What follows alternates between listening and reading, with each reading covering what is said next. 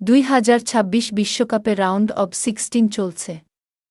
এর আগে শেষ হয়েছে গ্রুপ পর্ব ও রাউন্ড অব 32। এরই মাঝে বিশ্বকাপ থেকে বাদ পড়েছে জার্মানি, ব্রাজিল ও পর্তুগালের মতো বাঘা বাঘা দল। তবে জয়রথ চলছেই ডিফেন্ডিং চ্যাম্পিয়ন আর্জেন্টিনার। দারুণ ফর্মে রয়েছেন দলটির মহাতারকা এবং বর্তমান বিশ্বের সেরা ফুটবলার লিওনেল মেসি। 4 ম্যাচে 7 গোল করে এই বিশ্বকাপের গোল্ডেন বুট তালিকায় রয়েছেন দ্বিতীয় স্থানে। অন্যদিকে এবারের বিশ্বকাপে ইতোমধ্যেই ইতিহাস গড়েছে মিশর। প্রথমবারের মতো বিশ্বকাপের নকআউটে জায়গা করে নিয়েছে ফারাওরা।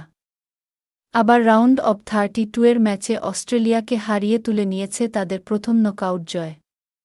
এখন তাদের সামনে নেই হারানোর কিছু, তবে আছে ইতিহাসে নতুন করে নাম লেখানোর সুযোগ। বিশ্বচ্যাম্পিয়ন আর্জেন্টিনাকে হারাতে পারলে প্রথমবারের মতো বিশ্বকাপের কোয়ার্টার ফাইনাল খেলার সুযোগ হবে ফারাওদের।